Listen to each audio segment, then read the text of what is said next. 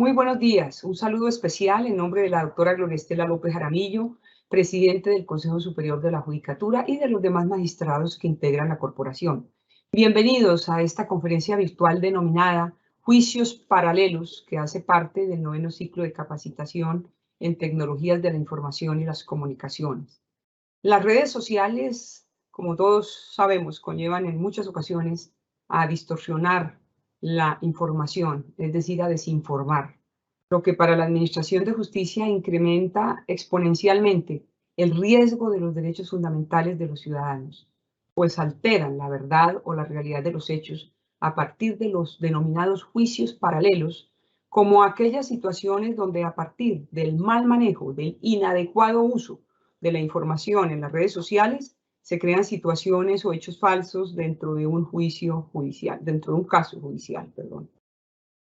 Y por tal motivo, resulta de gran importancia analizar el impacto que causa la información que circula en las redes sociales, produciéndose el fenómeno de los juicios paralelos, que influye de manera significativa en el transcurso de un proceso judicial y lo que genera, desde luego, posturas controversiales en la sociedad por el distanciamiento entre la verdad real, la verdad judicial y la verdad de opinión pública. El día de hoy tenemos el gusto de contar nuevamente con el doctor Romelio Elías Daza Molina, abogado, magíster en Ciencias Políticas y candidato a magíster en Derecho Informático y Tecnologías de la Información de la Universidad Externado. El doctor Daza es docente universitario, es autor de los libros Democracia y Prensa en Colombia, los medios de comunicación ante el nuevo derecho colombiano, las TIC ante el derecho colombiano y la gestión judicial, pero además es asiduo formador de nuestra escuela judicial con un enorme compromiso con la formación de los servidores judiciales. Actualmente, el doctor Romelio es el presidente del Consejo Seccional de la Judicatura del Meta. Tan pronto finalice la exposición, nuestro formador invitado dará respuesta a algunas de las preguntas formuladas a través del chat de participación. Las inquietudes técnicas sobre conexión, registro y evaluación que puedan surgir durante el desarrollo de esta actividad académica, con mucho gusto serán atendidas por el grupo de apoyo de la Escuela Judicial. Apreciado doctor Daza Molina, es un gusto tenerlo nuevamente con nosotros. Bienvenido, tiene el uso de la palabra. Muy buenos días para todos. Les hablo desde la ciudad de Villavicencio, Meta. Sea lo primero en saludar cordialmente y agradecer esta invitación al Consejo Superior de la Judicatura, a través de su presidenta de la corporación, la doctora Gloria Estela López Jaramillo, a la Escuela Judicial Rodrigo Lara Bonilla, cuya máxima representante es la doctora Marilucero Novoa, y a todos los asistentes que hoy nos acompañan, así como al equipo de trabajo de la Escuela Judicial. Efectivamente, los juicios paralelos siempre han existido en la sociedad y estos constituyen un problema reiterativo y complicado. Y precisamente con la aparición de las nuevas tecnologías de las redes sociales en su uso extendido, se ha convertido en un factor de conflicto entre la justicia y los medios de comunicación. Y ha sido nocivo el resultado de los juicios paralelos en algunos casos. El uso de las redes sociales han transformado el desenvolvimiento diario del hombre en la globalidad. Ha causado las innumerables interconexiones digitales que circulan en el ciberespacio una distorsión del ejercicio de la justicia cuando no va compasada con la verdad judicial o procesal. No ha tenido límite o no tiene hoy límite en la territorialidad debido a la globalidad que producen las redes sociales y los medios de comunicación. El producto del tráfico de la información han generado diversas opiniones, debates, críticas, anuncios comerciales y otras expresiones que provienen del ingenio humano, y esto ha permitido que la percepción colectiva de los asuntos que se tramitan en los estados judiciales, particularmente en materia penal, haya sido diferente y por lo tanto genera alguna incomodidad y una postura de reproche hacia los órganos de administración judicial. Desde ya podemos anticipar que el rol que juegan las redes sociales en la formación de los juicios paralelos genera una tensión entre la libertad de expresión como derecho fundamental y los demás derechos fundamentales expresados en la presunción de inocencia, en el honor, en la intimidad, en la imagen de los individuos que se encuentran relacionados en un proceso penal. Entonces, ese sacrificio de la presunción de inocencia es frecuente en las redes sociales cuando la opinión pública y los medios anticipan una responsabilidad de las personas que están siendo parte o procesadas dentro de un caso judicial. Por eso es importante que exista una sincronía y una ilustración de los periodistas y de los medios y de la sociedad entre la justicia y los medios de comunicación, en tanto que se cumpla con el deber de informar de manera veraz, precisa, con objetividad, los acontecimientos judiciales para disminuir con ello el conflicto y la controversia venenosa que se producen con ocasión a los juicios paralelos. Y más aún, cuando el sistema judicial hoy por hoy es oral, ya que es público por excelencia, por lo que resulta de gran importancia que el ejercicio de la información se haga con el cumplimiento de reglas éticas por parte del profesional de los medios de comunicación. Entonces, vamos a iniciar nuestra presentación luego de esta pequeña introducción. Los juicios paralelos impactan a la justicia a través de los medios y las redes sociales, como se lo vengo refiriendo. ¿Qué son los juicios paralelos entonces?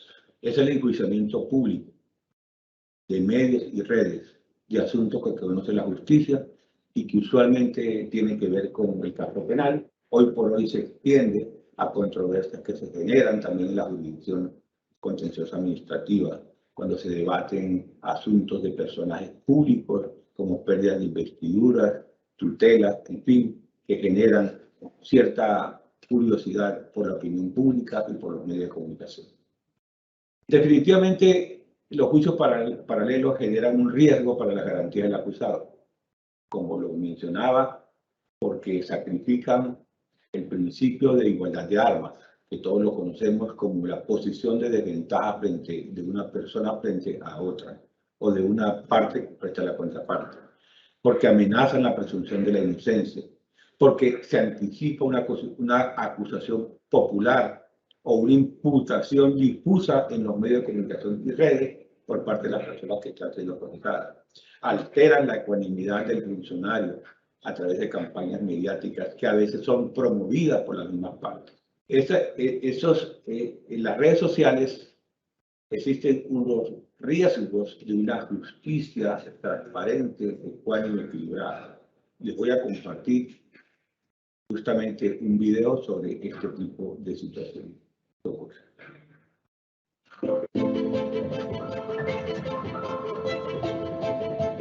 Respecto a si las resoluciones judiciales pueden verse afectadas por lo que ocurra en las redes sociales y la presión que se ejerza, acá tenemos que tomar en consideración que hay un principio básico, que es que el juez debe ser independiente e imparcial, ¿cierto?, en la forma de resolver los conflictos sometidos a su jurisdicción.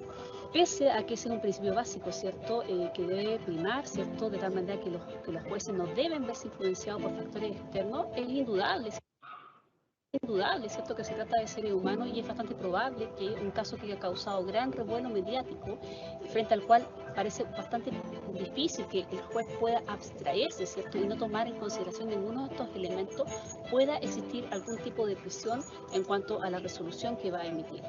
Las reacciones sociales, mediáticas y últimamente por redes sociales pueden afectar gravemente la administración de justicia. Pueden dañar a muchas personas, pueden afectar la presunción de inocencia, pueden también generar complicaciones en testigos, en peritos, y pueden forzar o pueden motivar a jueces a no resolver correctamente. Pero quizá peor aún, a que la sociedad no tenga la certeza o la confianza de que los jueces resolvieron como tenían que resolver. En todo el mundo hay una cuñada, ya una expresión que se llama justicia mediática o justicia paralela. Es una preocupación y con el uso de redes sociales y de funas está convirtiéndose en un problema realmente grave. La justicia es otra cosa, la justicia civilizada tiene garantías, hay derecho a la presunción de inocencia, a que se nos cuide el honor, a poder presentar pruebas. Cuando alguien cree que hay una justicia paralela, rápida, severa, instantánea, que consiste sencillamente en hacerle daño a alguien sin respetar las instituciones, estamos ante un caso de una agresión. Campañas de alto impacto que puedan afectar o que puedan hacer que un testigo no se presente o tenga temor de decir lo que realmente sabe, puede provocar daños impresionantes, deterioro de la justicia, deterioro de la convivencia social, un malestar tremendo en la sociedad y empezar a generar reacciones además muy adversas, como ya han pasado en muchas partes del mundo. Juicios que se anulan, juicios que se suspenden, juicios que dan lo mismo lo que diga la justicia, porque la gente ya se formó una opinión sobre lo que había pasado y sobre quién era inocente o culpable, o viceversa. Hemos visto muchos casos que han tenido conmoción nacional, por lo que pasó en el caso de Navidad Rifo, por ejemplo. Casos además que han tenido mucha exposición mediática, ¿cierto? Y que frecuentemente aparecen en los medios de comunicación y que aparecen distintas personas además hablando del caso, claramente que han influido lo que ha pasado. Lo mismo ha pasado en casos asociados a violaciones con homicidio de niños pequeños, por ejemplo, o otros casos de violencia contra la mujer, que hemos visto que efectivamente se ha producido gran participación ciudadana en relación con lo esperable en una determinada audiencia, muchas veces pensando desde el punto de vista del clamor popular, más que lo que pudiese ser, en definitiva, una resolución efectivamente ajustada a derecho. Debemos autocontenernos, controlarnos, respetar a las personas, no hacer este uso masivo, irresponsable, bastante anónimo, porque es bastante impune en las redes sociales. Nadie va a meter a 5 millones o ni siquiera 5.000 personas presas por sus expresiones, pero sí genera un ambiente enrarecido, un ambiente malo que no deberíamos validar. Para eso existe la justicia, podemos hablar, podemos tener nuestra propia conciencia, podemos criticar un juicio que nos parezca incorrecto, podemos manifestar lo que queramos, pero cuando se transformen en presiones indebidas, un verdadero sistema de justicia paralela a justicia mediática, no vamos por buen camino.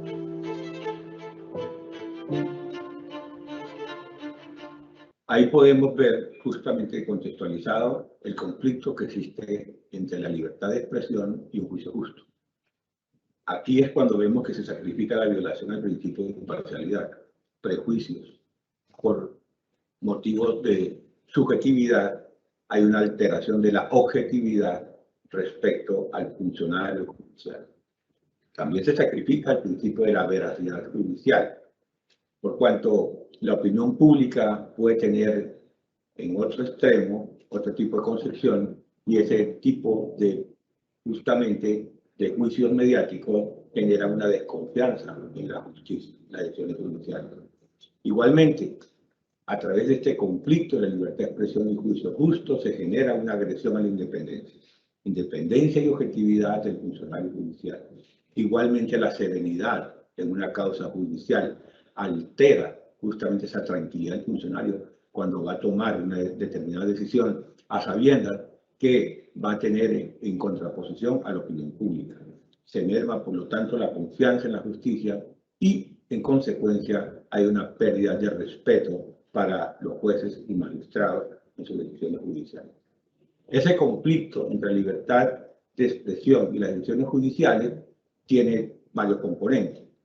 Una cosa es la verdad procesal, que es lo que formalmente el juez puede comprobar dentro del acervo probatorio o la equivalencia funcional, o como se conoce ahora, justamente sobre la evidencia que tenga dentro del proceso. Y otra cosa es la verdad real o la verdad material, que tiene que ver justamente con el hecho que ocurrió. Y otra cosa bien distinta, que puede estar en el otro extremo, es la verdad de opinión.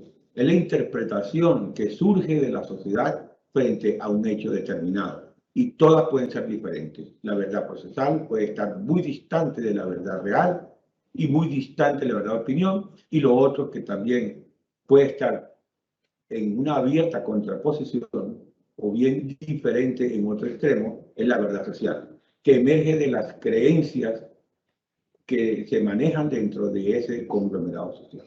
Entonces, estas verdades nunca coinciden. Y cuando coinciden, todo pues realmente pues marcharía muy bien, pero son verdades tan distintas que generan justamente esa controversia en la sociedad y esa falta de credibilidad hacia la administración judicial. Entonces, ahí tenemos el tema de la prueba de la verdad. Una cosa es la prueba judicial o la verdad real y otra cosa es la prueba de la verdad del ejercicio de la libertad de la información, que se conoce como la exceptio veritatis. Esa excepción como eximente de responsabilidad penal fue tratado por la Corte Constitucional a través de la sentencia Ito, la C-417 del 2009 por la Corte Constitucional. Allí se discutió justamente la existencia de la permanencia en el ordenamiento jurídico de los delitos de injuria y calumnia que fueron justamente demandados, donde se pretendía una inexigibilidad. Allí la Corte Constitucional pudo establecer unos criterios muy claros sobre la liberación de la libertad de expresión e información, que puede ser libre y puede estar en contraposición con una decisión judicial. Es decir, que puede que una persona puede afirmar por los medios de comunicación una postura distinta a lo que se comprobó en el proceso, siempre y cuando esta persona tenga una prueba diferente que el proceso no puede arribar. Y con eso no se incurriría en injuria ni en calumnia. En calumnia, particularmente en lo que tiene que ver con expresar lo contrario respecto a la responsabilidad de un delito de alguien que ha podido ser absuelto.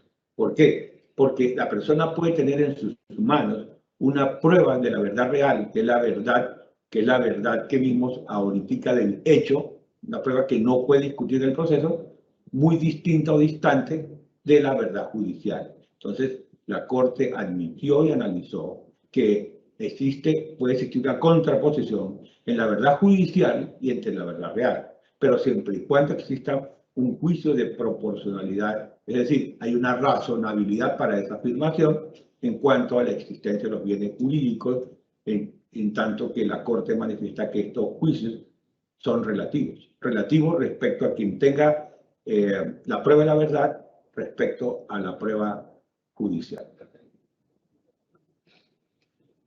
Y así evolucionó en la Corte Constitucional, ha venido evolucionando ese exceptio veritatis en la prueba de la verdad en la Corte Constitucional. Tenemos unas sentencias importantes respecto a esta prueba de la verdad. Es el caso de la tutela que establece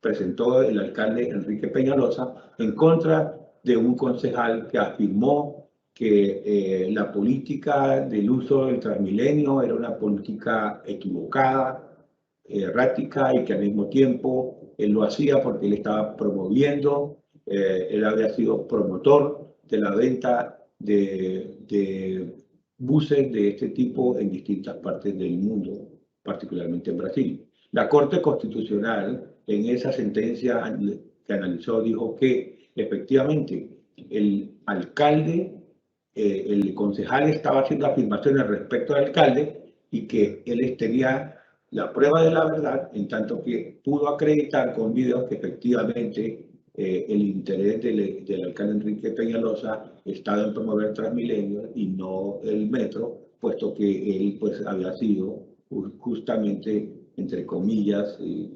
vendedor de este tipo de medios de movilidad en distintas alcaldías a nivel de Latinoamérica y del mundo. También se presentó allí en la Corte Constitucional la sentencia 442, cuando se demandó también los delitos de la integridad moral, como es lo de injuria y calumnia. La Corte estableció que efectivamente no se incurre en calumnia, que los delitos deberían permanecer en el ordenamiento jurídico, la injuria y la calumnia, para proteger la honra y el buen nombre, pero que alguien podría, sin que calumniara a otra persona en sus afirmaciones, en tanto que demostrara o tuviera la prueba de la verdad y demostrara que el hecho que supuestamente era de calumnia, pues realmente sí había ocurrido. Por lo tanto, podía, en su libertad de expresión, hacer este tipo de afirmaciones muy distantes a la decisión judicial que haya ocurrido al respecto.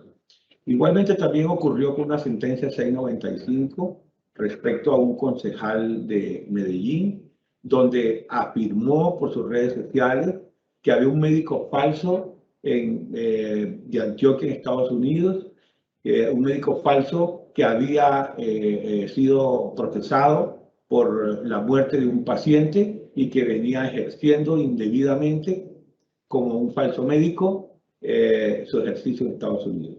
Este médico instauró una tutela y pudo establecer que él no era falso médico. Otra cosa distinta era que él no tenía el reconocimiento de su título en Estados Unidos y por lo tanto no tenía licencia para poder ejecutar la profesión, y la Corte ordenó, por la prueba de la verdad que él pudo establecer, ordenó a este concejal para que rectificara en razón al principio de veracidad, rectificara su información que había informado a través de las redes sociales. También se presentó el caso de la primacía de la verdad real frente a la verdad procesal en un caso de violencia intrafamiliar en Boyacá, cuando una persona que había sido procesada, pero que su proceso fue declarado prescrito, pero informó que su pareja realmente lo había acusado falsamente de violencia intrafamiliar, y esta persona que se sintió afectada en Boyacá 7 días y pudo demostrar que el delito sí existió y que fue absuelto, pero por razones de prescripción del tiempo del proceso judicial. Y por lo tanto la Corte Constitucional, en primacía al principio de veracidad, al principio de verdad, le ordena al medio de comunicación, Boyacá 7 días, que rectifique la información, puesto que la verdad real era distinta a su absolución respecto a la verdad procesal. Entonces, esta ha sido sentencias importantes que han surgido en la Corte Constitucional y que han desarrollado justamente este principio de veracidad que tiene que ver justamente con los juicios paralelos. Existen unas limitaciones para evitar los juicios paralelos y lo que tiene que ver con la tensión entre la justicia y la libertad de información. Y es las prohibiciones absolutas de informaciones judiciales en algunos aspectos, como es en el derecho a la vida, cuando se trate de la integridad sexual, cuando se trata de la seguridad personal, a la intimidad de los menores de edad y a la difamación. En esos casos existen unas limitaciones para que esos juicios paralelos no se hagan respecto a estos asuntos, por lo tanto son protegidos constitucionalmente este tipo de derechos y son reprochados justamente por la justicia constitucional. Y hay unas limitaciones relativas, que es lo que tiene que ver aspectos de la seguridad de las personas, a la defensa nacional y al orden público. En algunos aspectos, estas limitaciones se extienden y se protegen en cuanto al ejercicio de la libertad de información. En materia de juicios paralelos, el Tribunal Europeo de Derechos Humanos se ha pronunciado y existe un convenio en Europa en esta materia, y que es un referente para las decisiones que se han tomado justamente en el continente europeo. ¿Cuáles son ellos? El derecho a que su causa sea pública y equitativa. Ese es un derecho que tienen las personas y que debe respetarse. Que sea pública, pero que a su vez también sea equitativa. Que se haga en un plazo razonable. Que se permite el acceso a las salas de audiencias. A la eventual prohibición a la prensa, el juez puede tomar la decisión de prohibir el acceso a la prensa al público, y esa es una facultad que se tiene por parte de los funcionarios judiciales en Europa. Y esa prohibición puede ser total o parcial, por razones de la moralidad, del orden público y de la seguridad nacional. Y ha evolucionado tanto como en Estados Unidos.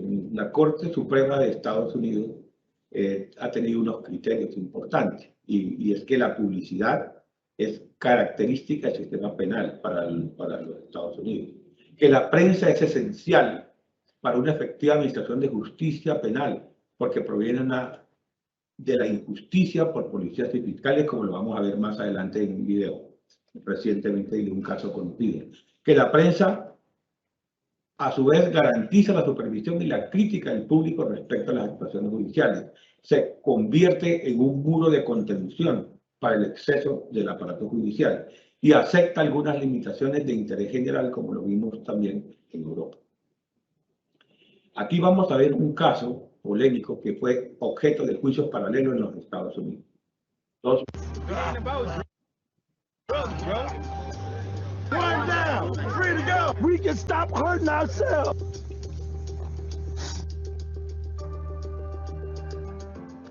$22 años y medio de cárcel por asesinato es la pena que el juez impone a Derek Chauvin, el policía que durante más de 9 minutos mantuvo su rodilla en el cuello de George Floyd, causándole la muerte.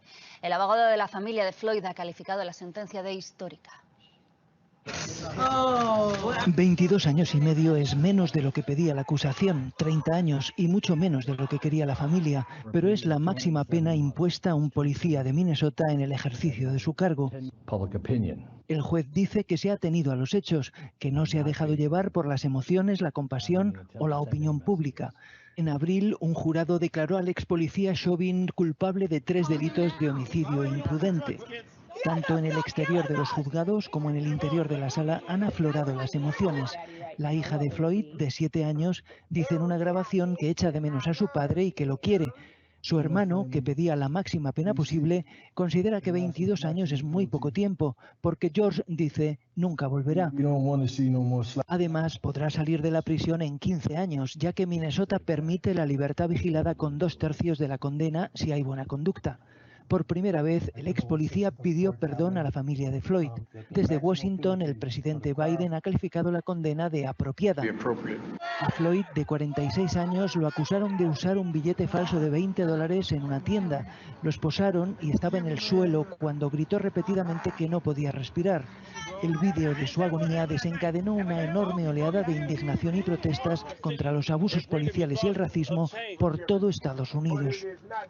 Otro video significativo que justamente es un símbolo de los juicios paralelos que ocurrió en los Estados Unidos casualmente. Les comparto el video. Miembros del jurado, voy a leer el veredicto, como será ingresado en los expedientes del Distrito Judicial. Condado de Hennepin, Minnesota, Cuarto Distrito Judicial. El Estado de Minnesota contra Derek Chauvin. Cargo número 1.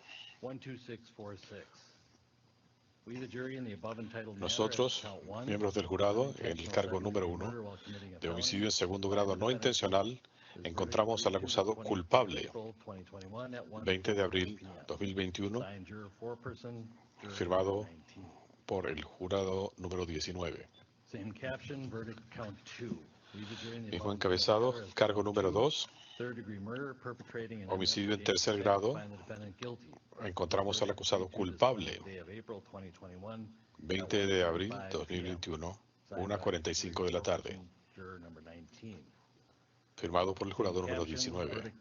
Mismo encabezado, cargo número 3, en el caso asesinato en segundo grado, comportamiento negligente, encontramos al acusado culpable.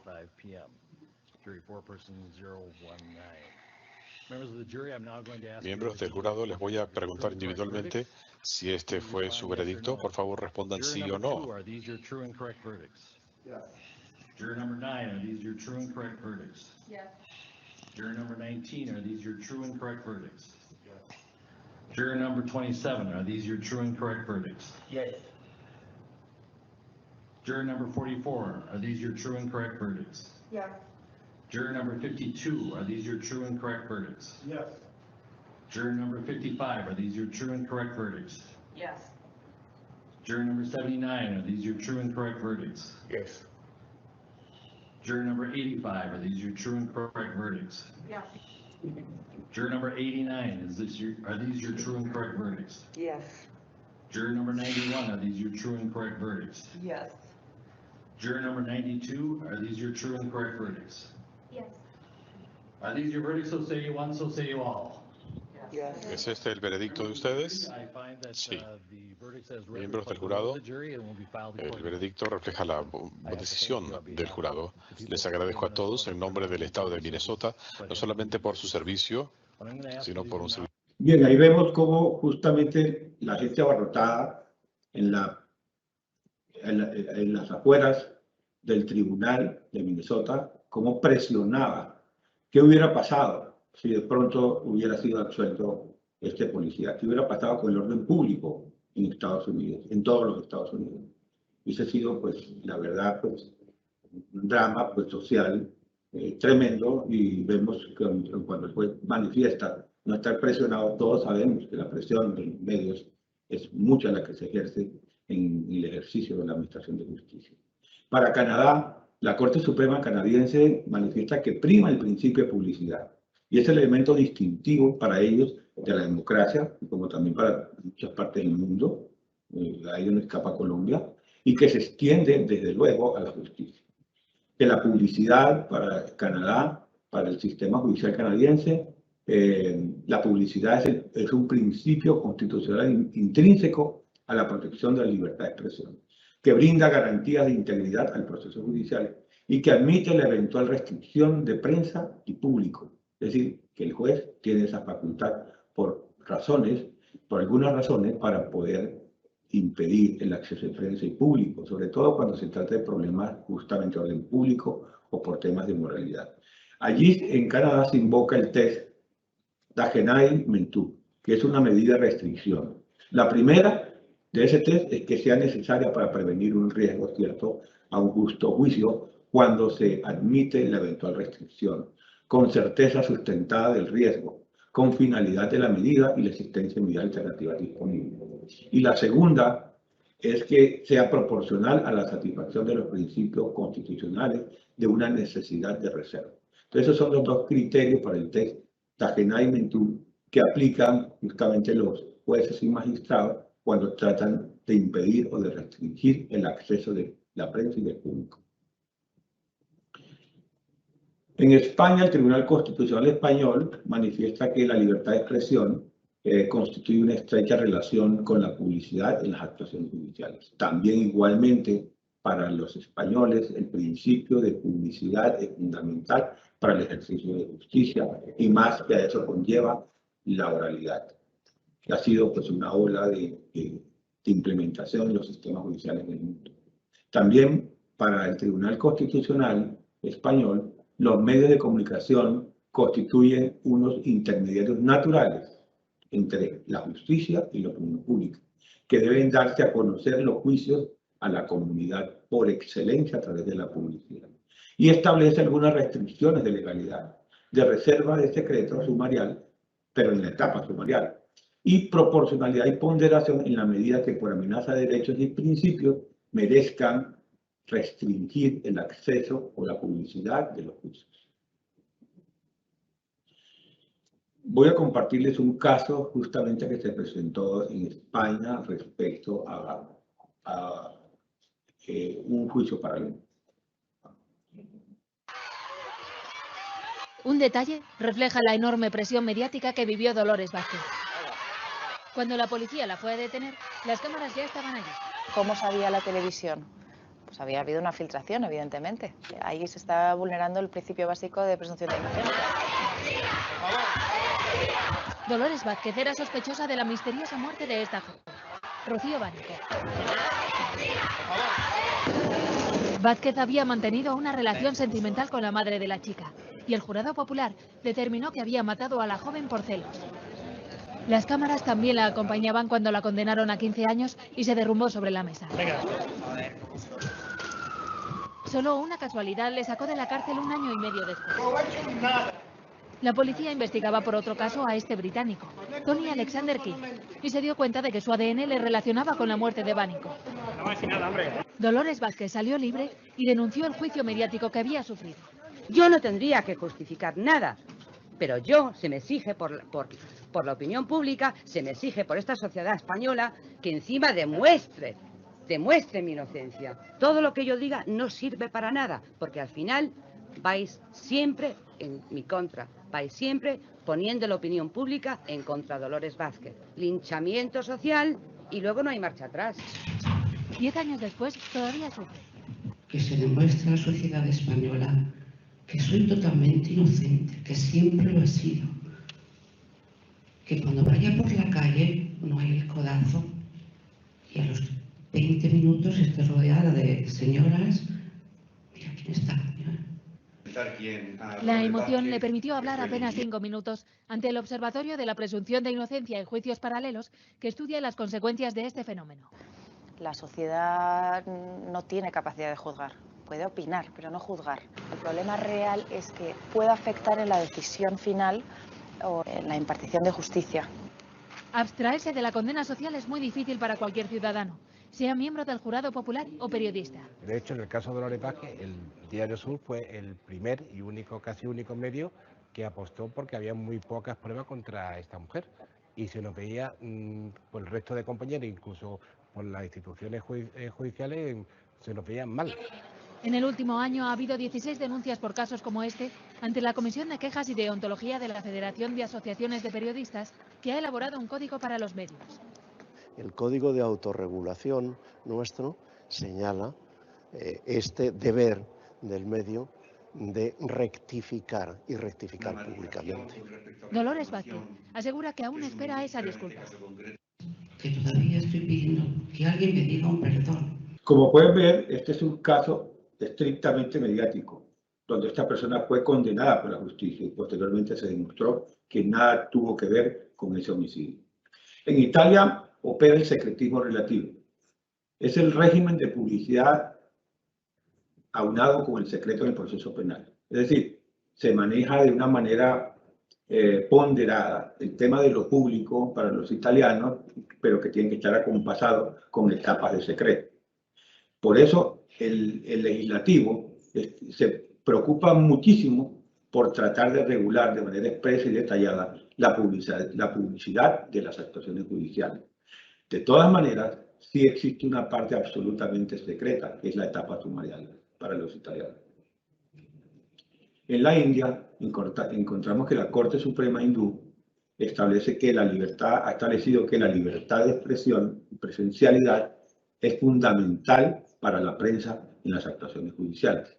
Se exige por parte del sistema judicial la publicidad veraz de la información.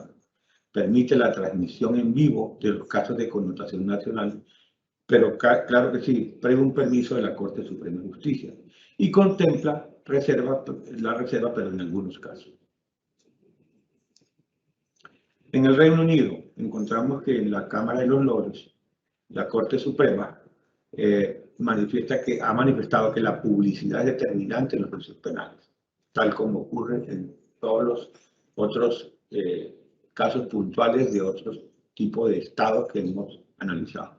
Autoriza la presencia de los medios masivos en los juicios penales, pero igualmente, como en los demás casos, existen algunas medidas de restricción siempre y cuando estas se efectúen con ponderación de derechos y debe estar debidamente justificado. En Sudáfrica encontramos que la Corte Constitucional reconoce el derecho a una administración de justicia pública abierta. Protege el derecho a la publicidad también, como en otros casos, y el ingreso a las audiencias y deliberaciones judiciales. Posibilita la transmisión televisiva de los juicios penales y existe una eventual limitación de los derechos por disposición legal o por una medida proporcional en relación con la libertad de expresión y el derecho a un juicio justo. Así las cosas, tenemos que la autorregulación es lo único que puede ponerle freno a los juicios paralelos. Y para esa autorregulación deben establecerse unos códigos deontológicos o de ética para las agremiaciones periodísticas.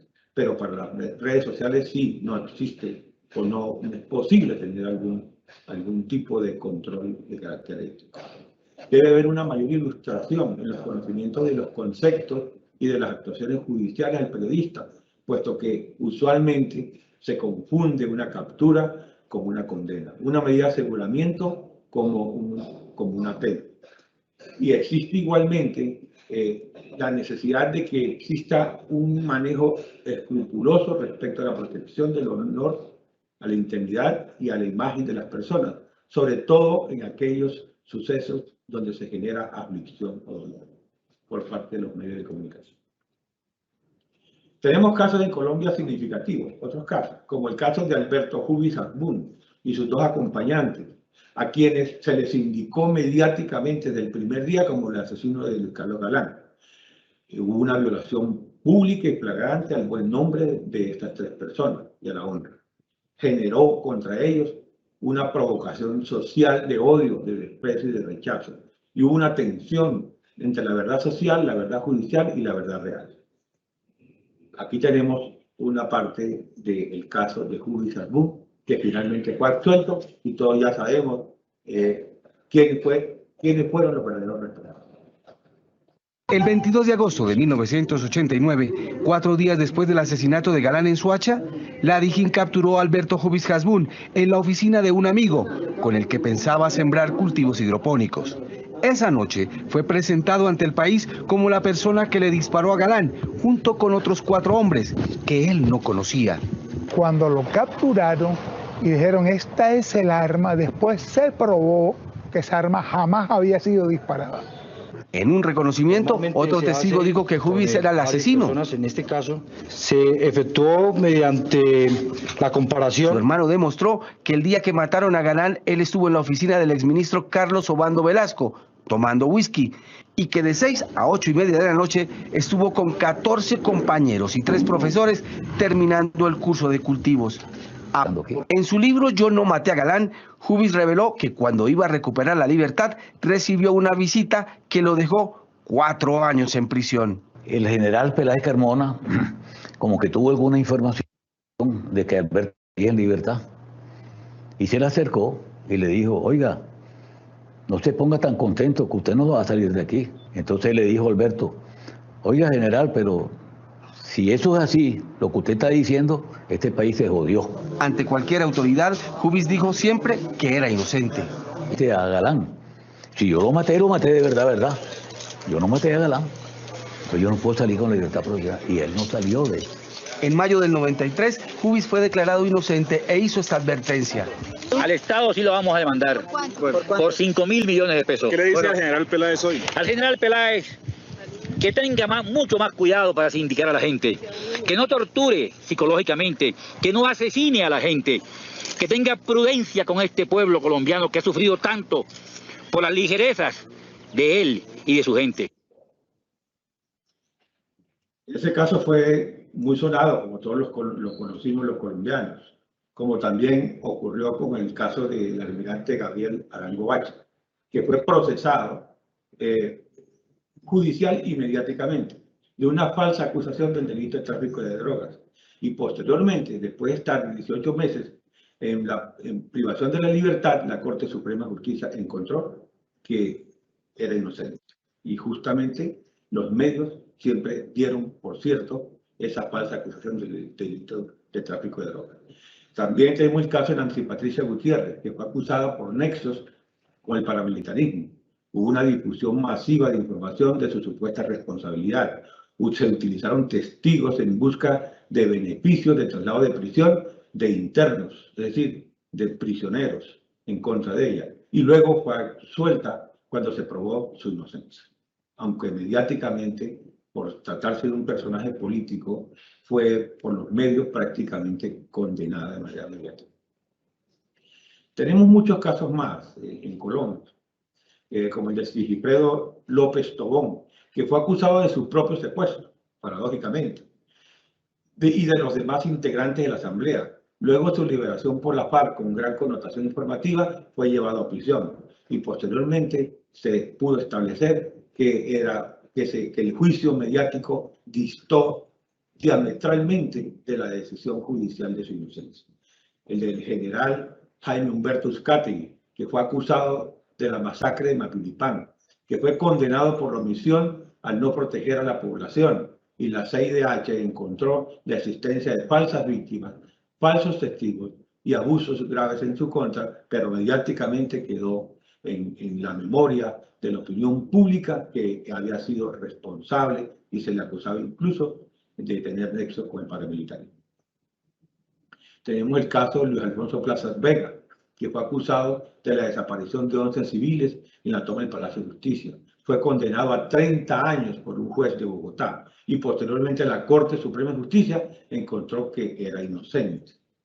Acusación y condena que terminó siendo casi que paralela al juicio público mediático en los medios de comunicación. Entonces llegamos a esta conclusión de la jurisprudencia comparada. La jurisprudencia comparada, como lo vimos en todos los casos en uno y otro país, encontramos que converge en que la publicidad de las actuaciones judiciales penales constituye una garantía de la sociedad democrática, que los medios y redes garantizan el control ciudadano respecto a la administración de justicia y que promueve el debate sobre asuntos de interés público, que la publicidad comporta una garantía para el juicio justo y para el ejercicio de libertad de expresión. Doctor Rom, entonces vamos al fragmento de las preguntas. ¿Cómo se combaten los juicios paralelos? No los podemos ocultar ni van a dejar de existir.